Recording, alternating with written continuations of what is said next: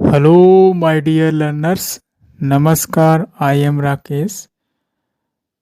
आइए इंग्लिश में लिखे इस पैराग्राफ को हिंदी में समझें। जैसा कि आप सभी जानते हैं, this is the best way to learn English language, that is reading and translation method के जरिए हिंदी लैंग्वेज के साथ इंग्लिश को इम्प्रूव करते हैं। हिंदी वालों के लिए यह एक रामबाण उपाय है। Learn English through Hindi. So let's get started. First of all, the topic जिसके बारे में हम बात करने वाले हैं, the topic problem is not a problem.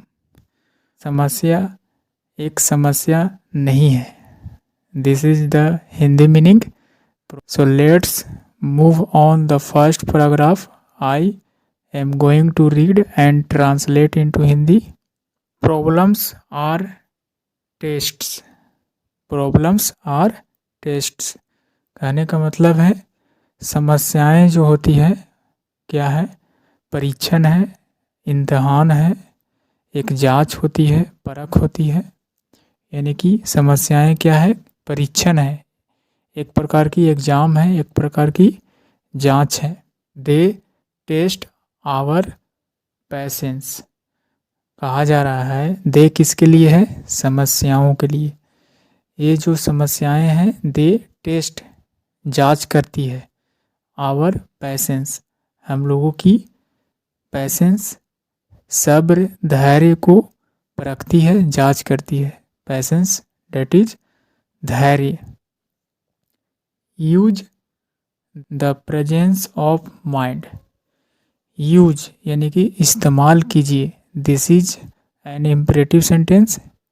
Verb का फर्स्ट फॉर्म से शुरू हो रहा है। यूज का मतलब इस्तेमाल कीजिए। किसका इस्तेमाल कीजिए, द प्रेजेंस ऑफ माइंड। इस वक्त जो आपका माइंड है, आपके बॉडी में जो मौजूद है मन, माइंड को इस्तेमाल कीजिए। To tackle everything. It means tackle का मतलब जूझना यानी कि सामना करना। एवरीथिंग हर चीज़ को, हर सभी चीज़ों को क्या कीजिए, टैकल कीजिए। इस्तेमाल करके अपने माइंड को, इस वक्त जो आपके पास माइंड है उसका इस्तेमाल करके हर चीज़ों को टैकल करना सीखिए। जूझना, सामना करना, लड़ना कह सकते हैं। There is no role of excuse in life. कहा जा रहा है कि देयर इज नो रोल, कोई भूमिका नहीं होती है, एक्सक्यूज बहाने का, इन लाइफ जीवन में बहाने का कोई रोल नहीं होती है। आप बहाना नहीं बनाइए, यानी कि दूसरे को ब्लेम मत कीजिए, अपने प्रोसेस पर काम कीजिए। इट मीन्स कहने का मतलब है each problem serves us lessons and experiences. कहा जा रहा है ईच यानी कि हर एक, प्रत्येक, हर एक समस्या, प्रॉब्लम। ईच के बाद हमेशा सिंगुलर नाउन का इस्तेमाल किया जाता है। हर एक समस्या सर्व्स प्रस्तुत करती है, सेवा देती है। यानी कि सर्व्स का मतलब परोसना, सेवा देना। आज हम लोगों को लेसन्स एंड एक्सपीरियंसेस यानी कि सीख, सबक और अनुभव को प्रदान करती है। यानी कि समस्याएं जो हैं, हर तरह की जो समस्याएं हैं हमें सर्व करती है, सेवा करती है, देती है, लेसन और अनुभव को प्रदान करती है। This is the Hindi meaning. Next, it is human to commit wrongs. कहा जा रहा है it is human, that is यह मानव ही है जो क्या करता है, गलतियां करता है। कमिट रॉन्ग्स बट लेकिन we should never repeat the same. लेकिन हम लोगों को क्या करना चाहिए, शुड नेवर कभी भी नहीं, रिपीट दोहराना चाहिए, द सेम यानी कि जो हमने पहले गलतियां की उन्हीं गलतियों को दोबारा नहीं क्या करना चाहिए, दोहराना चाहिए। इन स्टडी रिलेशनशिप और समथिंग, कहा जा रहा है कि अध्ययन में रिलेशनशिप रिश्ते और समथिंग एल्स का मतलब और कुछ, या तो रिश्ते या फिर और कुछ, गिव योर 100%। यहाँ पर relationship that is singular subject है, इसलिए यहाँ पर गिव्स होना चाहिए, एस होना चाहिए। ये 100% कहा जा रहा है कि स्टडी में क्या बताया गया है, स्टडी अध्ययन के अनुसार रिश्ते या और कुछ जो है देता है, गिव योर 100%, यानी कि 100% रिश्ते जो है से देता है। आगे इस लाइन को समझने के लिए अगले सेंटेंस को पढ़ते हैं।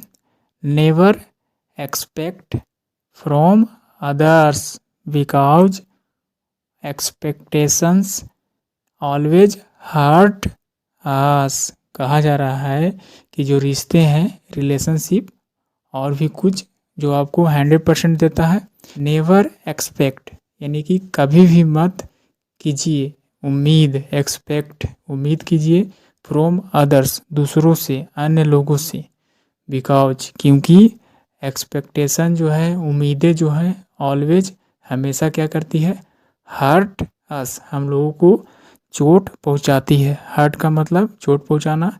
यहाँ पर एक्सपेक्टेशन क्या है, प्लूरल नाउन है, प्लूरल सब्जेक्ट है। प्लूरल सब्जेक्ट होने की वजह से हर्ट यहाँ पर एस या एस का इस्तेमाल नहीं किया गया है, इसलिए प्लूरल वर्ब का भी इस्तेमाल किया गया है, डेट। जबकि रिलेशनशिप जो वर्ड था सिंगुलर था, इसीलिए गिव्स का इस्तेमाल किया जाएगा।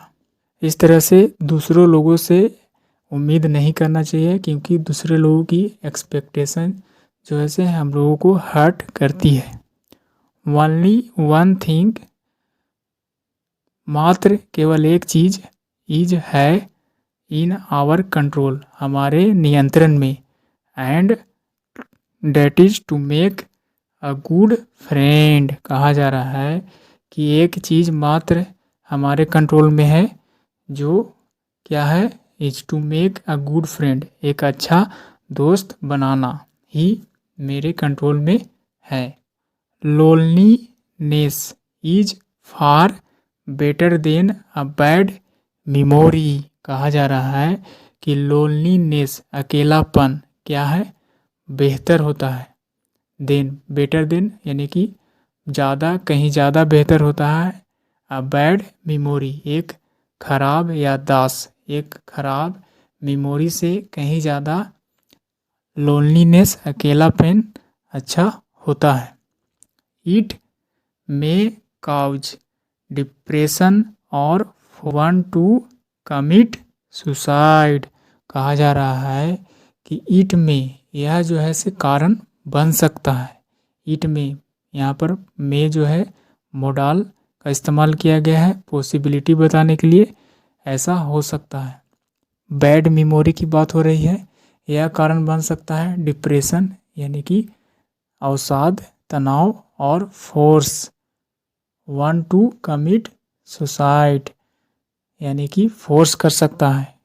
इट में काउज डिप्रेशन, यह जो है से कारण बन सकता है डिप्रेशन का, तनाव का, और force one two commit suicide, और क्या कर सकता है, फोर्स कर सकता है, प्रेशराइज कर सकता है, दबाव दे सकता है, क्या करने का, किसी को भी कमिट सुसाइड आत्महत्या करने का फोर्स कर सकता है। जस्ट इग्नोर इट यानी कि इसे क्या करें, तुरंत ही इग्नोर करें, अनदेखा करें, इट इसको, इस तरह की बैड मेमोरी को क्या करें, अनदेखा करें। नज़रअंदाज करना, इग्नोर का मतलब लव योर सेल्फ, खुद से प्रेम करें, लव यानी कि प्रेम करें, किससे, योर सेल्फ अपने आप से। रियल हैप्पीनेस, जो वास्तविक खुशी होता है, आनंद होता है, जॉय होता है, विल कम आएगा, आफ्टर सो मेनी एक्सपीरियंसेस यानी कि जो वास्तविक खुशी होती है वह कब आता है?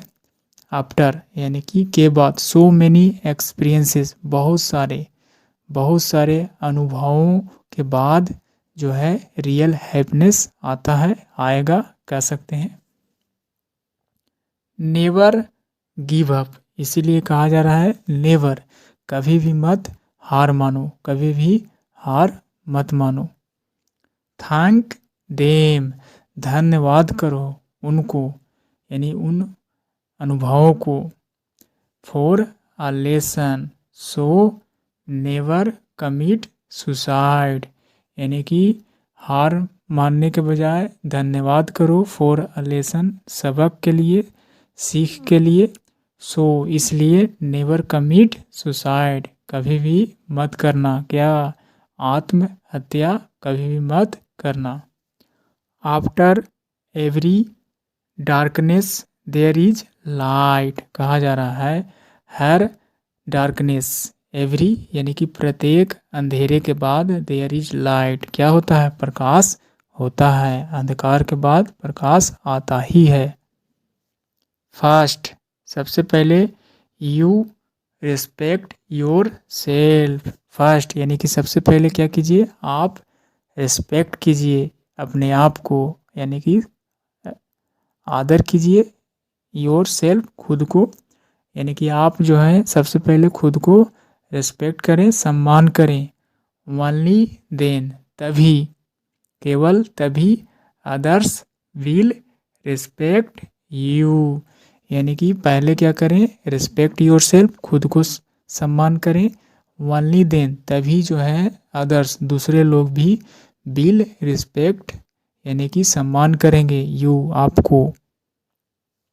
डू, कीजिए। वाट यू लव, यानी कि वही कीजिए जो आप उसे प्रेम करते हैं, यानी कि जिसको पसंद करते हैं, जिसको प्रेम करते हैं, उसी काम को कीजिए। सो, इसलिए do the best for your parents. Do the best यानी कि अच्छा दीजिए, यानी कि पूरा 100% दीजिए। डू, कीजिए, द बेस्ट यानी कि 100% कीजिए। फॉर योर पेरेंट्स, अपने पेरेंट्स के लिए, अपने माता पिता के लिए। I repeat, do the best for your parents, unconditional love without getting tired, कहा जा रहा है डू द बेस्ट यानी कि अच्छा दीजिए, अच्छा परफॉर्मेंस कीजिए। फॉर योर पेरेंट्स, अपने माता पिता के लिए। अनकंडीशनल लव, बिना शर्त के प्रेम, किसी बंधन के, बेमन यानी कि बिना किसी बंधन के, बिना किसी शर्त के, बेपनाह प्रेम जो होता है, आपके जो पेरेंट्स होते हैं उनका जो प्रेम होता है वह बेपनाह होता है, बिना किसी शर्त का होता है, सच्चा प्यार होता है। उसके लिए क्या कीजिए? बेस्ट कीजिए अपने पेरेंट्स के लिए। विदाउट गेटिंग टायर्ड, बिना थके अपना बेस्ट कीजिए, अपना प्रयास कीजिए। परफॉर्मेंस 100% परफॉर्मेंस कीजिए अपने पेरेंट्स के लिए, जिनका जो प्रेम होता है अनकंडीशनल होता है, सच्चा होता है। Without give inspiration to others by doing extraordinary, कहा जा रहा है कि दीजिए, इंस्पिरेशन दीजिए, प्रेरणा दीजिए उन लोगों को, टू अदर्स बाय, कैसे? यानी कि दूसरों लोगों को प्रेरणा दीजिए, किस तरह से? बाय, करके। डूइंग एक्स्ट्रा ऑर्डिनरी यानी कि असाधारण कार्य करके। ऑर्डिनरी का मतलब साधारण और एक्स्ट्रा ऑर्डिनरी मतलब असाधारण कार्य। डूइंग, करके। बाय डूइंग यानी कि करके क्या कीजिए?